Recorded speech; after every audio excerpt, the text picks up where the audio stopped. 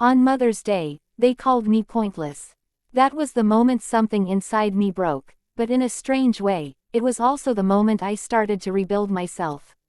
I remember that day like it happened yesterday.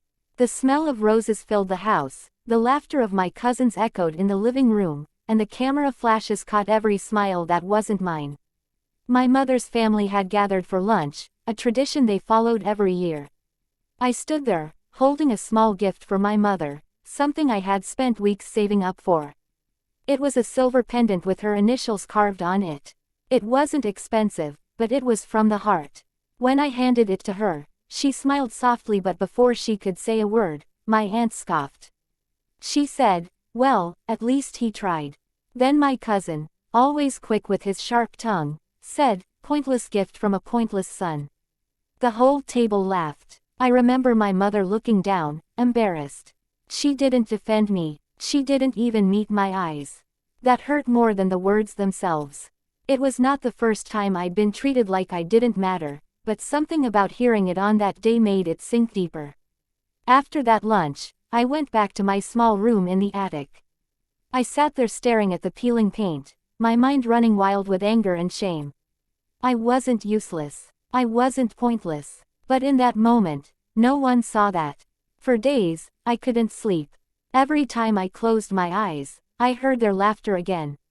I decided that day that I would never let anyone look down on me again. I wouldn't just prove them wrong. I would make them wish they had treated me better. At that time, I had nothing. I was 24, jobless, and living in my mother's house because I couldn't afford rent. My father had passed away years ago, leaving us with debts instead of savings. I had a degree in computer science but no connections, no experience, and no confidence. Every rejection email from companies added to the pile of proof that maybe they were right about me. But pain can turn into power if you use it right. I decided to do just that. I started small. I took online freelance work. I coded websites for clients who barely paid me. Sometimes, I worked 14 hours a day. I didn't care about sleep. I cared about progress. Every small payment, every tiny success, felt like a brick in the foundation of the life I was building. Within a few months, I started earning enough to pay for better equipment. I learned everything I could about app development, digital marketing, and online business. While my relatives laughed at family gatherings, I stayed home, working silently. I didn't post anything online. I didn't tell anyone what I was doing. Revenge works best when no one sees it coming. One night, I got an idea that changed everything. A client from Dubai asked if I could build an app for small businesses to manage deliveries. It wasn't a big project, but it gave me an idea to create my own version with better features. I worked on it for months, writing code till my hands hurt. I built, broke, and rebuilt the entire system from scratch until it worked perfectly. When I launched it, nothing happened for the first 2 weeks. No one downloaded it. I felt that old hopelessness creeping back in. But then one local company tried it and loved it. They told another company, and within a month, I had dozens of users. I improved the app daily, listened to feedback, and added features people actually needed. Within 6 months, it became one of the most used small business apps in my city. Investors started noticing. A small tech investor reached out and offered funding to scale it up. I didn't trust easily, but I took the chance. I turned my small side project into a company. Suddenly, I wasn't that quiet, forgotten boy anymore. I was a CEO, and my app was making real money. My lifestyle began to change. I rented a proper office, hired a few talented developers, and expanded our client base. The money started flowing in, and with every paycheck, I remembered the laughter on that Mother's Day. I started dressing better, speaking with more confidence, and walking with my head high. I wasn't chasing revenge anymore.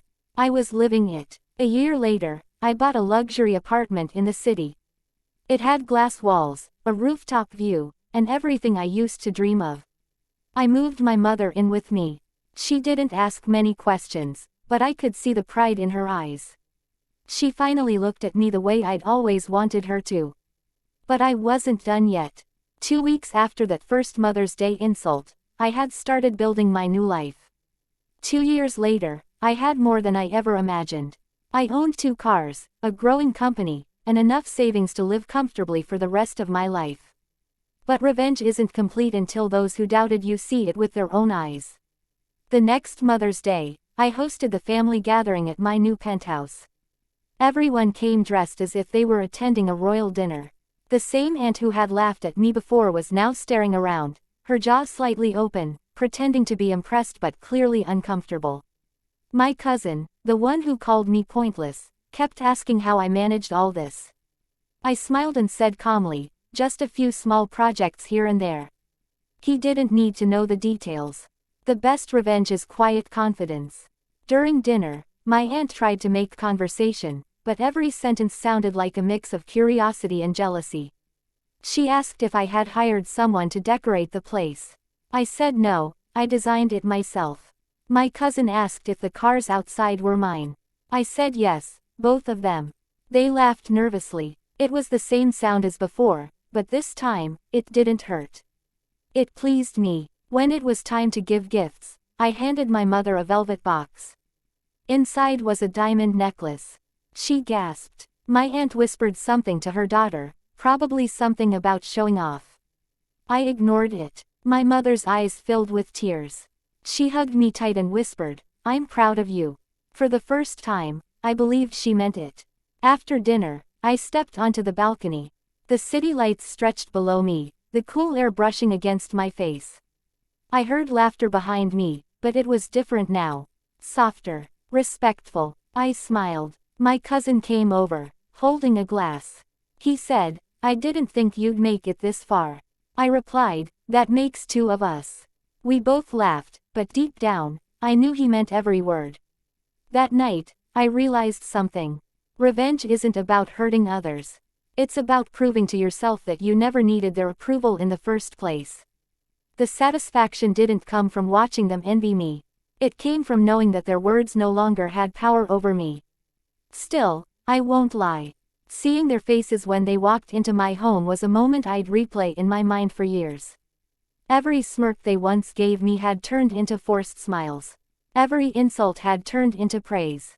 In the weeks that followed, my company kept growing.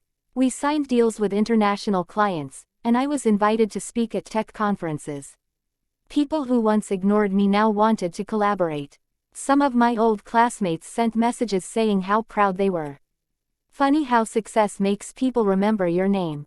But the truth is, revenge fades when you realize you've outgrown the people who hurt you. They become part of an old story, a background to the person you've become. A few months later, my aunt called. She asked if her son could intern at my company. For a second, I almost laughed out loud. The same cousin who once called me pointless wanted a job from me.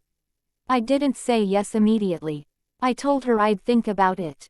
I did end up hiring him, but not out of kindness. I wanted him to see what real work looked like. On his first day, he showed up late. I called him into my office and said, "If you want to work here, you follow my rules." He nodded, awkwardly. I wasn't cruel to him, but I made sure he earned everything. After a few months, he started to respect me.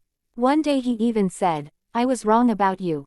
You've built something amazing." That moment felt better than any expensive gift or luxurious home.